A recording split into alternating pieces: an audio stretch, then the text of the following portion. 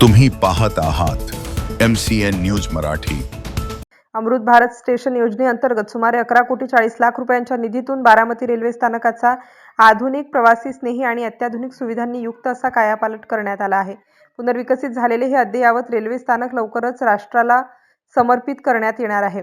बारामतीच्या या महत्त्वपूर्ण प्रकल्पासाठी उपमुख्यमंत्री अजित पवार यांनी केंद्र सरकार आणि रेल्वे मंत्रालयाकडे सातत्याने पाठपुरावा करून प्रकल्प मार्गी चालवण्यासाठी महत्त्वाची भूमिका बजावल्याचे सांगण्यात आले। तसेच खासदारकीच्या कार्यकाळातही या प्रकल्पासाठी सातत्याने प्रयत्न करण्यात आल्याचे नमूद करण्यात आले आहे। या संयुक्त प्रयत्नांना यश मिळाल्याबद्दल पंतप्रधान नरेंद्र मोदी आणि रेल्वे मंत्री अश्विनी वैष्णव यांचे आभार व्यक्त करण्यात आलेले आहेत। 100 वर्षांहून अधिक इतिहास असलेल्या स्थानकाला आधुनिक अवतार।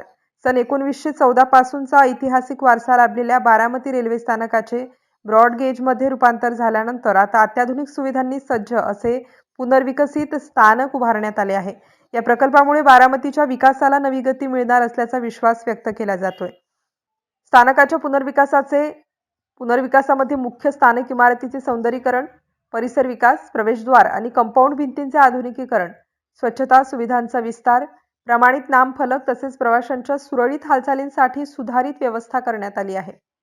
यासोबतच स्थानकापर्यंत सहज पोहोचता यावं यासाठी आवश्यक पायाभूत सुविधांची उभारणी देखील करण्यात आली आहे।